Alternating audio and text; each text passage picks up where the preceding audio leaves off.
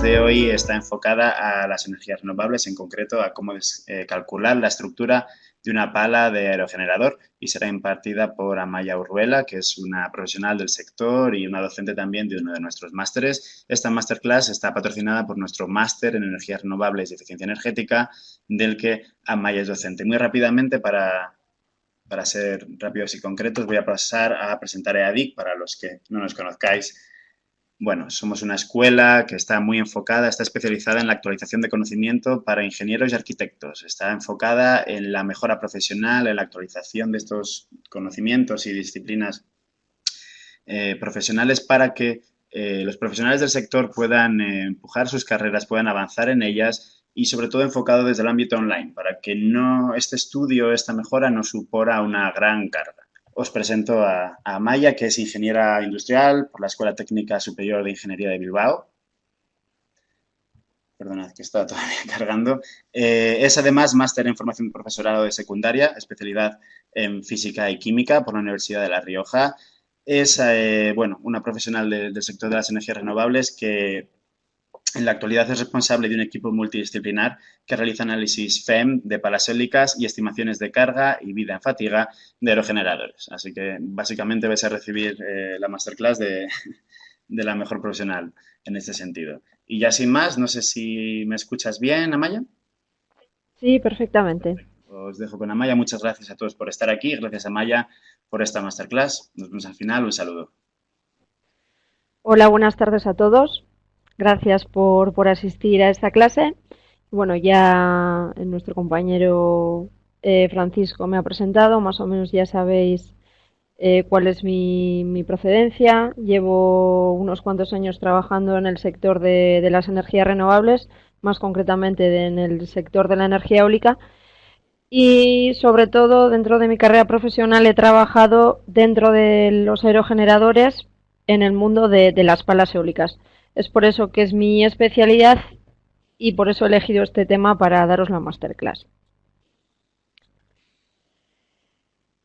Como puntos relevantes, me gustaría destacar que dentro del proceso de diseño de una pala eólica nos vamos a centrar en una pequeña parte que es el cálculo estructural, ¿vale? Que es la parte que a mí me resulta más interesante, pero digamos que forma parte de un proceso que abarca más puntos. Y además, dentro de este cálculo estructural nos vamos a centrar en el cálculo a cargas extremas, ¿de acuerdo? Las palas eólicas se diseñan tanto a cargas extremas como a cargas de fatiga. Tenemos cargas de fatiga porque estos componentes críticos de la máquina eólica están sometidos a cargas variables por la naturaleza variable del viento, perdonen, y cargas variables también porque tenemos un componente que está continuamente rotando. De ahí que tengamos también cargas variables no asociadas a la variabilidad del viento. ¿De acuerdo? Esta parte del cálculo a fatiga no entra dentro de la webinar porque necesitaríamos mucho más que una hora para explicar todos estos aspectos, y por eso simplemente destacar que nos vamos a centrar en el cálculo extrema de la estructura de la pala del aerogenerador. He comenzado la clase comentando que el diseño de una pala eólica, desde que se concibe en la cabeza, digamos, de un equipo de profesionales hasta que se certifica, que sería el último paso para poder instalarla en una máquina eólica, digamos que todo ese proceso involucra diferentes pasos y involucra diferentes equipos de profesionales, ¿de acuerdo?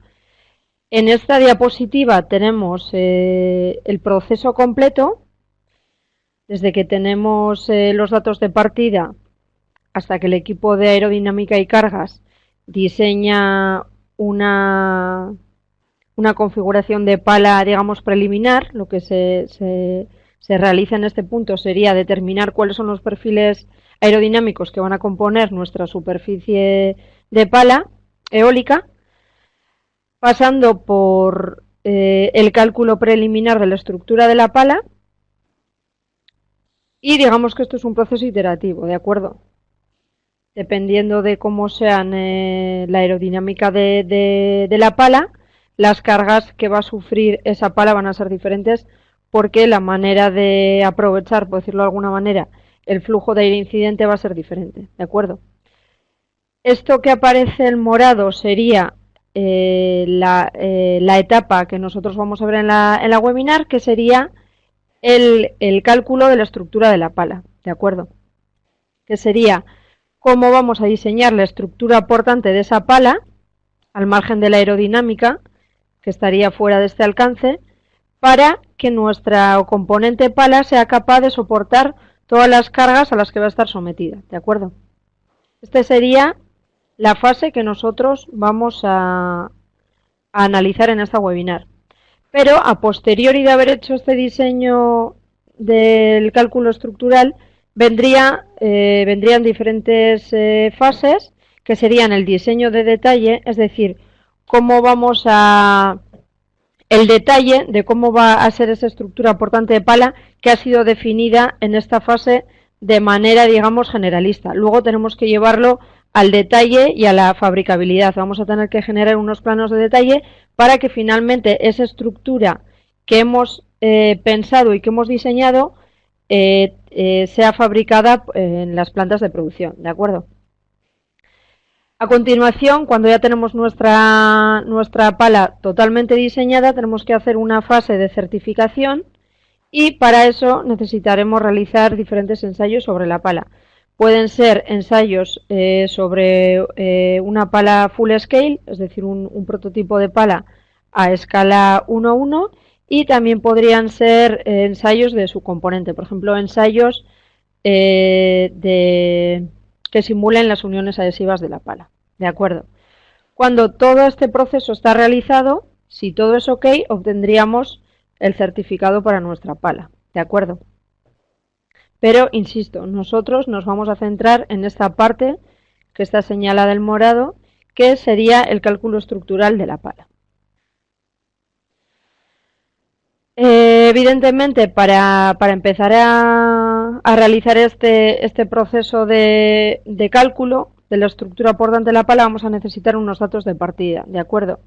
Y algunos de los datos de partida que obtendremos, que necesitaremos, que serán los que se detallan aquí, que serían los que darían el inicio a todo este proceso, que comenzaría con la parte aerodinámica, es decir, cómo van a ser los perfiles aerodinámicos que compongan nuestra superficie de pala. Esos datos de partida serían, entre otros, estos de aquí. Sería el diámetro del rotor y, en consecuencia, la longitud de la pala, la potencia nominal que queremos sacar de la corriente de viento que incida sobre nuestro rotor, y también, muy importante, la clase y categoría de viento que vamos que va a ver nuestra pala, ¿de acuerdo? Uno de los aspectos más importantes de cara a diseñar una máquina eólica, no solo la pala, también el resto de componentes, es caracterizar cuál es el viento que vamos a tener en la ubicación en la que vayamos a colocar nuestra máquina, ¿de acuerdo? No es lo mismo un viento de una velocidad media mayor que de una velocidad media más baja. Lo mismo ocurrirá con la intensidad de turbulencia, ¿de acuerdo? Por eso, la norma IEC 61400, que es la norma de referencia para el diseño de las máquinas eólicas, incluido las palas, hace una clasificación de los diferentes tipos de viento para los que podemos diseñar máquinas, ¿de acuerdo? Hace una clasificación en cuanto a velocidades de referencia e intensidades de turbulencia. Entonces, lo primero que necesitamos conocer es qué clasificación de viento vamos a considerar para nuestro diseño de pala, ¿de acuerdo? Y otro de los inputs que tenemos para este proceso de cálculo sería las cargas límite que no que consideramos no exceder, ¿de acuerdo?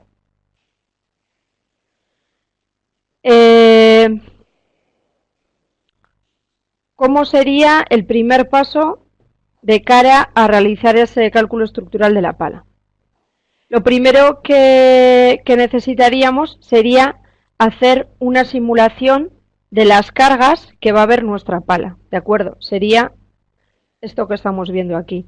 ¿Qué cargas va a estar viendo nuestra pala? ¿Qué cargas va a tener que soportar nuestra estructura? Pues para realizar esa simulación de las cargas vamos a tener que simular, por un lado, las cargas de viento a las que se va a ver enfrentada esa pala, y por otro lado vamos a tener que simular tanto la pala y el aerogenerador. Vamos a tener que hacer un modelizado a través de un modelo aeroelástico tanto de la pala como del aerogenerador. Una vez que tengamos simulados esas cargas de viento y tengamos simulado a través de un modelo aeroelástico nuestra pala y nuestro aerogenerador, podremos obtener una estimación de las cargas que va a tener que soportar nuestra estructura, ¿de acuerdo? Esto se realiza a través de softwares específicos y estos de aquí son algunos de los ejemplos de este tipo de softwares que se utilizan para este propósito, ¿de acuerdo? En esta diapositiva hablamos un poco de cómo simulamos el viento, ¿de acuerdo? No sé si ustedes están familiarizados, pero digamos que el recurso eólico, primeramente hay que medirlo a través de, sobre todo, mástiles meteorológicos durante un periodo de aproximadamente 2 o 3 años para poder caracterizarlo, ¿de acuerdo? ¿Y de qué trata esta caracterización? Pues trata de definir todos estos parámetros relativos a la señal de viento, ¿de acuerdo? Necesitamos conocer cuál es su velocidad media, cuál es su distribución de Weibull. La distribución de Weibull nos viene a decir cuál es la probabilidad de que el viento sople a una determinada velocidad media del viento, ¿de acuerdo? De esa manera podremos ver, que es lo que vemos en esta curva de aquí. Esto sería una distribución de Weibull. Esta curva lo que nos viene a decir es que lo más probable es que en esta ubicación el viento sople aproximadamente a, no se ve bien, pero creo que son 7 metros segundo, ¿de acuerdo? Sin embargo, vemos que a vientos por encima de 15 metros segundo es muy poco probable que el viento sople en esa ubicación. Eso sería la distribución de probabilidades de velocidades medias de viento, ¿de acuerdo? También tenemos que caracterizarlo en cuanto a intensidad de turbulencia, en cuanto a ángulo de inflow, es decir, en qué inclinación va a estar soplando el viento, que es lo que vemos aquí. Nosotros quisiéramos que el viento incidiera perpendicularmente al rotor, pero eso no tiene por qué ser así, por ejemplo, en una colina, ¿de acuerdo? En una colina claramente tendremos un ángulo de inflow mayor porque las líneas de corriente van a estar influenciadas por esta pendiente que tiene el terreno, ¿de acuerdo? Estos serían todos los parámetros que necesitamos para caracterizar nuestro recurso eólico, nuestro viento de un lugar en concreto. Con todos estos parámetros, a través de ciertos softwares específicos para simular el viento, lo que obtendremos será una señal de viento, ¿de acuerdo? Que no será más que una señal que tenga, que la que se vea cuál es la velocidad del viento en función del tiempo, ¿de acuerdo? Lo siguiente que tendríamos que desarrollar sería la simulación del aerogenerador a través de un modelo aeroelástico, ¿de acuerdo? El modelo aeroelástico, sobre todo lo que recoge a grandes rasgos, sería la distribución de masas y de rigideces, por un lado, y luego también pues diferentes aspectos como sería la topología del aerogenerador, pues si es regulado por pitch, regulado por stall, si es direct drive, gearbox, etcétera. ¿De acuerdo? También tendríamos que saber si es un molino a barlovento, es decir, que el viento incide directamente al rotor, o a sotavento, que el viento incide primero pues, a la torre y luego de manera subsecuente atacaría el rotor, etcétera. Esto se realiza también a través de un software específico y de esta manera, con todos estos parámetros, obtendríamos el modelo aeroelástico de nuestra máquina.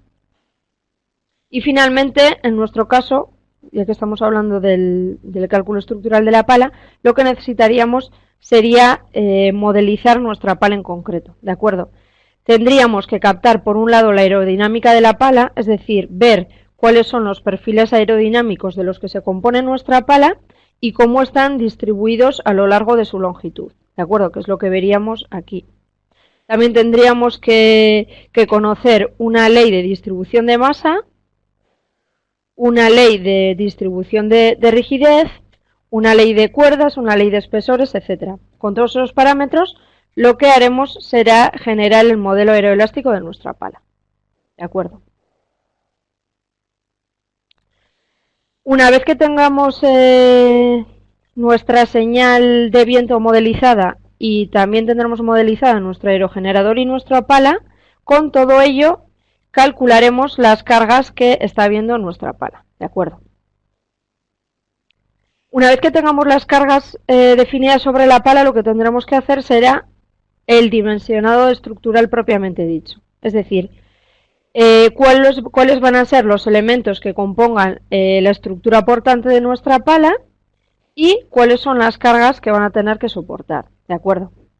Para eso vamos a tener que tomar en cuenta unos factores de seguridad que vienen definidos en la norma IEC 61400 y, como hemos dicho anteriormente, vamos a tener que hacer, por una parte, un dimensionado entre cargas extremas, considerando diferentes modos de fallo, como son la resistencia última, la inestabilidad y la deflexión. Estos serían modos de fallo diferentes englobados dentro de las cargas extremas.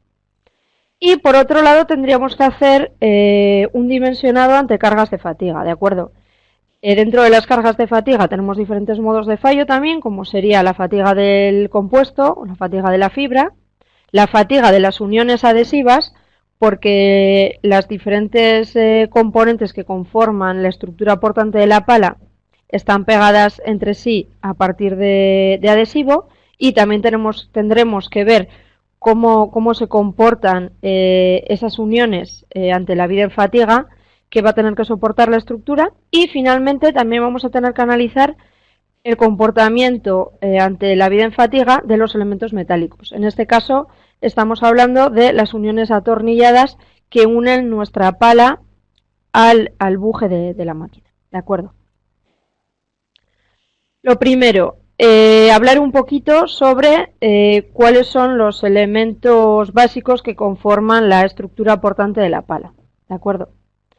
Normalmente las palas están formadas por los elementos que se ven en esta diapositiva. ¿De acuerdo? Por un lado estarían las conchas, que serían las que proveen de forma aerodinámica a la pala. Estarían compuestas de material compuesto de fibra de vidrio, laminado sándwich, y en estas zonas de aquí tendrían embebidos unos componentes de laminado sólido, normalmente de fibra de vidrio, y en palas ya más grandes también pueden ser de laminado de carbono, que serían, digamos, las que, unidas a las vigas de cortadura que están pegadas a las conchas a través de uniones adhesivas, entre los caps y las vigas de cortadura, se formaría el cajón estructural que soportan la gran mayoría de las cargas que soporta la pala, ¿de acuerdo? Además, entre conchas tenemos uniones adhesivas en la zona del borde de ataque y del borde de salida, y en esas zonas se suelen poner también unos refuerzos de laminado sólido, porque digamos que las cargas en edge, que son las que van de la parte del borde de ataque a la parte del borde de salida y viceversa, sobre todo están soportadas por esas zonas del borde de ataque y del borde de salida. ¿De acuerdo? Esto simplemente a nivel, pues digamos, pues para tener un conocimiento un poco básico. Una estructura de pala eólica normalmente está compuesta de estos elementos, ¿de acuerdo?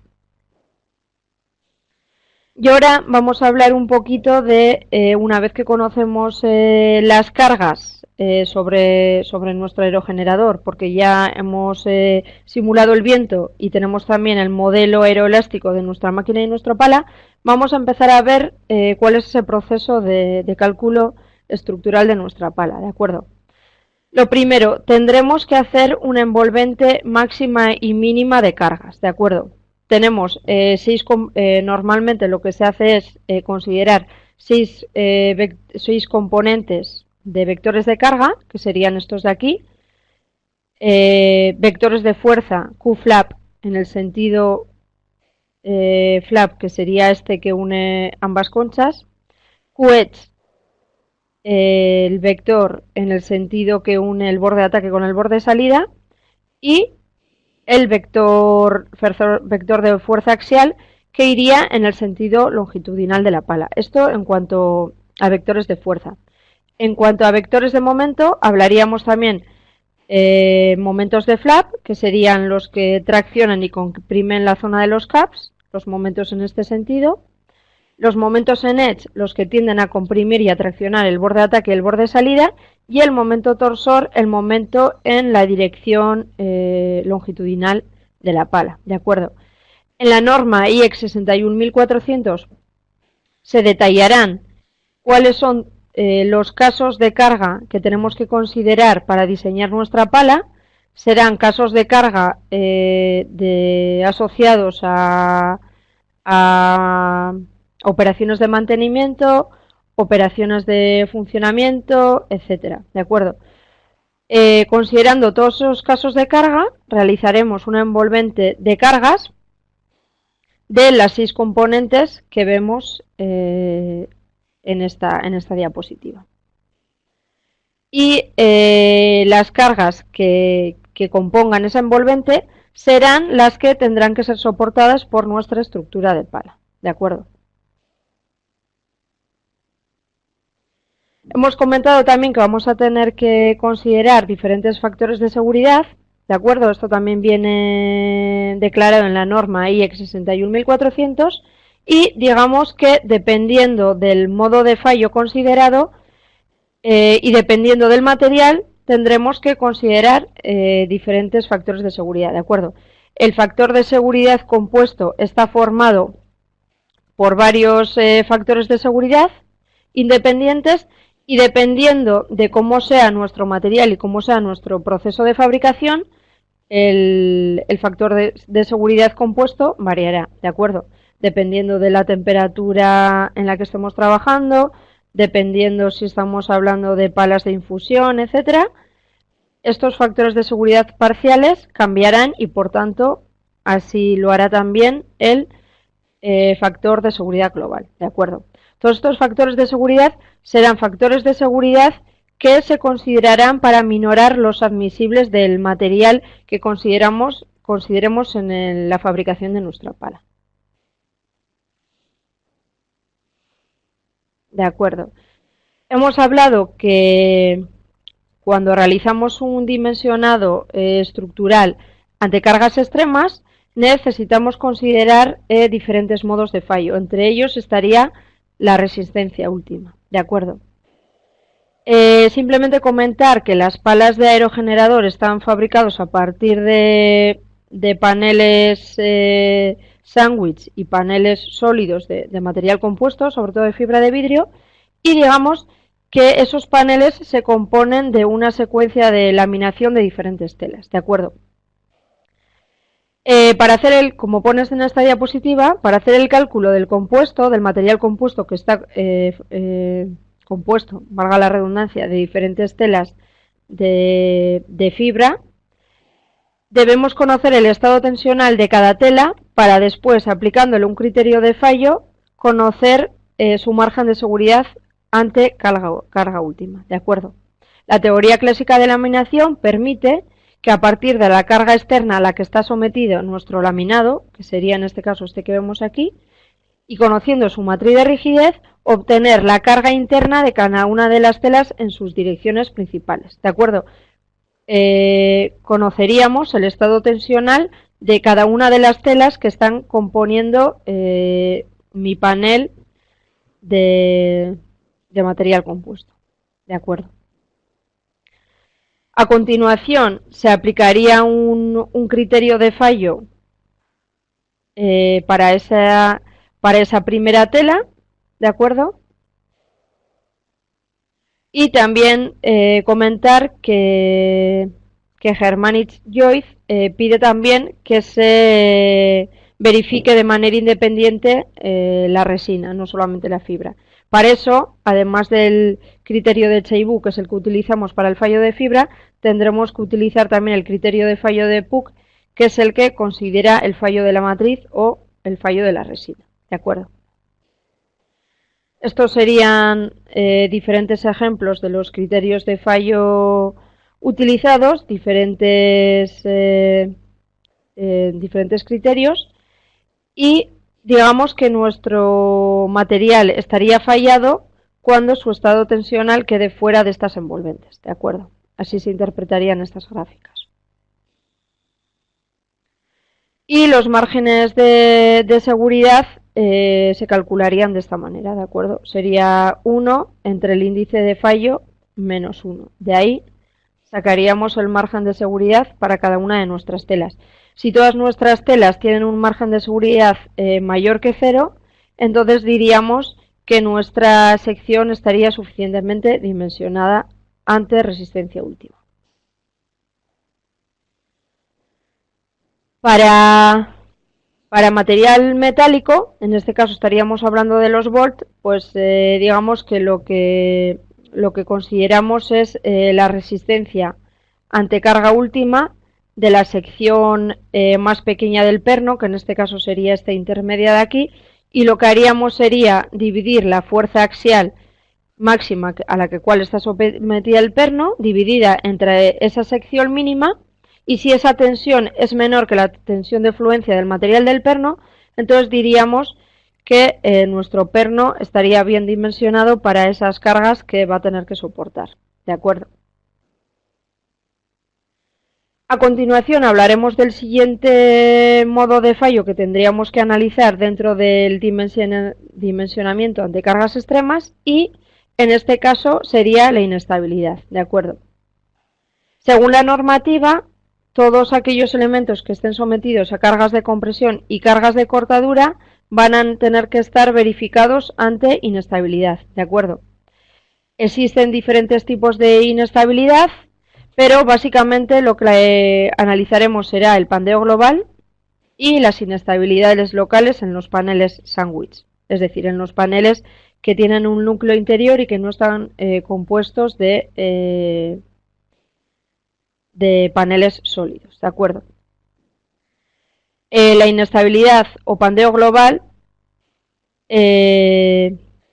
lo que ocurriría en la inestabilidad global sería que el elemento se saldría fuera del plano, saldrían este tipo, digamos, de abolladuras, y la carga no tendría caminos para redistribuirse. De esta manera ocurriría un fallo global de la estructura, ¿de acuerdo?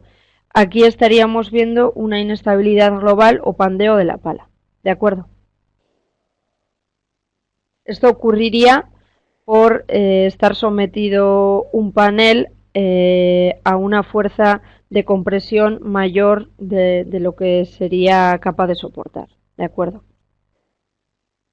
Como vemos aquí, el pandeo o inestabilidad global es un fallo influenciado por la geometría y por las características elásticas del laminado, y lo que hacemos es calcular unas cargas máximas admisibles y las comparamos con las que realmente existen en la estructura, ¿de acuerdo?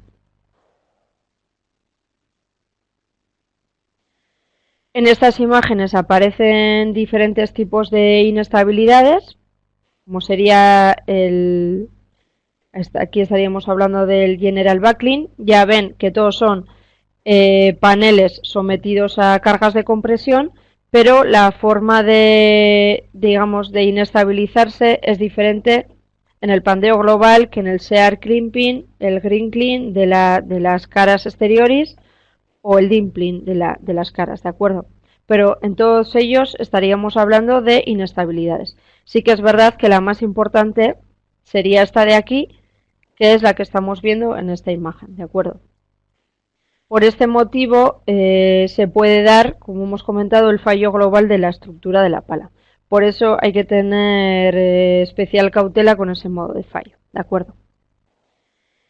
Y últimamente, por último, vamos a considerar otro modo de fallo para dimensionar ante cargas extremas nuestra pala, y sería la deflexión. Es decir, tenemos que considerar que nuestra pala no puede flectar más que el 70% de la distancia que hay entre la punta de la pala y la torre. ¿De acuerdo? Porque si la pala flecta demasiado puede llegar a impactar en la torre y puede que lleguemos a un fallo catastrófico no solo de la pala, también de la máquina. ¿De acuerdo? Por eso tenemos que considerar que si la pala flecta demasiado, tendremos que reforzar la zona de los caps, en donde consigamos mejor ganancia, aportando la menor cantidad de masa posible. ¿De acuerdo?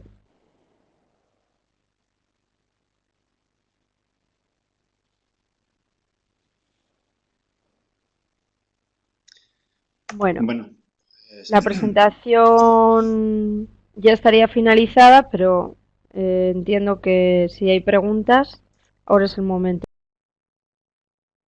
De acuerdo. A ver, sí que hay diferencias.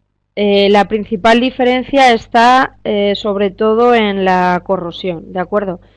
En los ambientes salinos, los materiales de la pala sufren en exceso, sufren mucho más que las palas que están onshore, sobre tierra, sobre todo por la erosión del borde de ataque. Porque digamos que en un ambiente en el que tenemos arena en suspensión y también tenemos salitre, el borde de ataque se erosiona muchísimo y hay muchísimos problemas en ese sentido. De hecho, las diferentes fabricantes de palas eólicas están desarrollando estudios para intentar solucionar ese problema.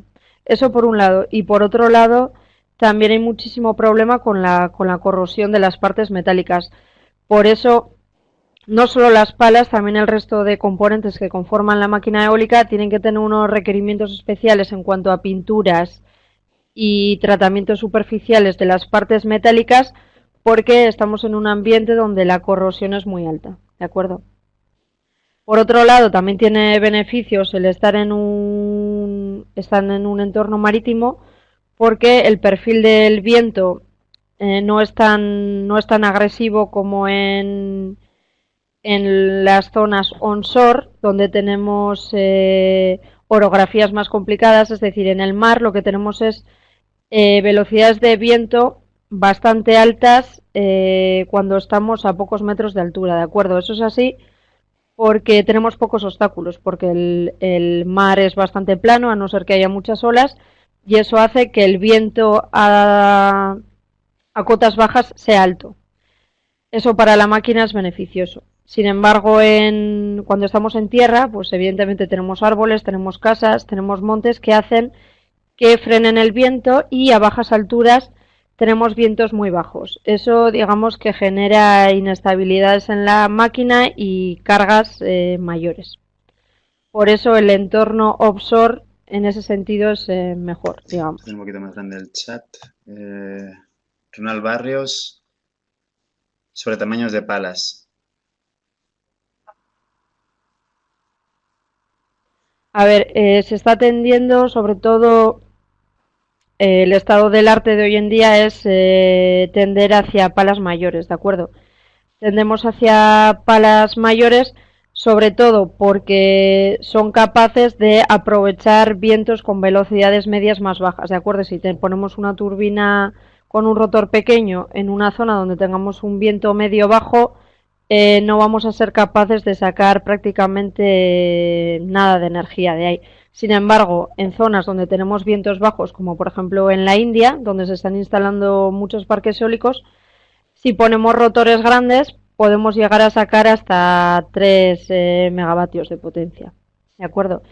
Y también se está tendiendo hacia máquinas más grandes porque es mucho más barato mantener, por ejemplo, si queremos tener un parque con 9 megavatios, podemos optar por poner 3 máquinas de 3 megavatios o por poner 180 máquinas de medio megavatio.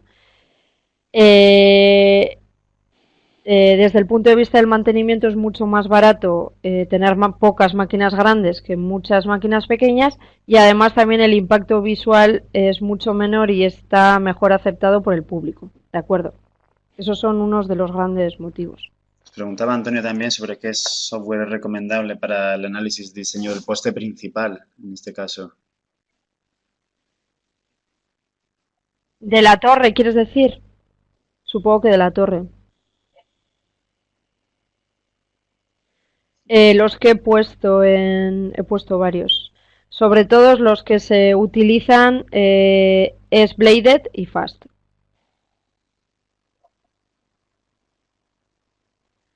Una torre, pues no te sabría decir, pero sí que te puedo decir que es el más o menos el 30% del coste total de la máquina. La torre es lo que más cuesta de la máquina, aproximadamente el 30%. Y luego el siguiente componente más caro creo que es el rotor, pero el rotor serían 3 palas más el buje.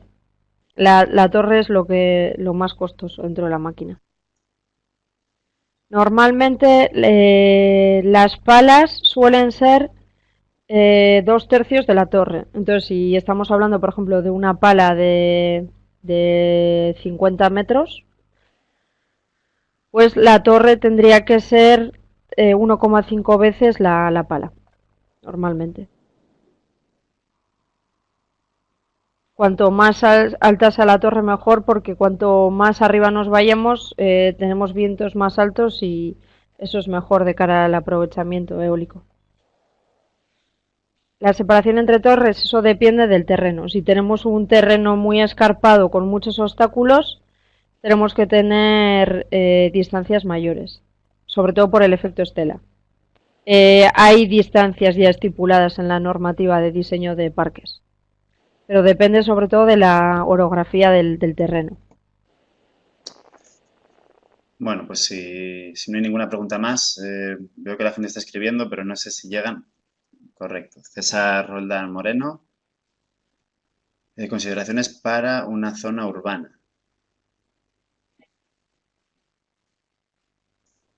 Eso habría que hacer un estudio específico porque habría que mirar el recurso eólico de la zona, los obstáculos que hay, efectos de estela. Eso habría que hacer un estudio específico. Pero evidentemente serían máquinas pequeñitas y normalmente pues de eje vertical. Bueno, pues visto que ya no hay ninguna pregunta más, vamos a ir terminando. Nada, agradeceros a todos y a todas los presentes el haber estado aquí esta tarde pendientes. Muchas gracias, Amaya, por supuesto, por compartir con todos nosotros toda esta información. A ti. Y nada, pues muchas gracias de nuevo a todos y un saludo. Buenas tardes a todos.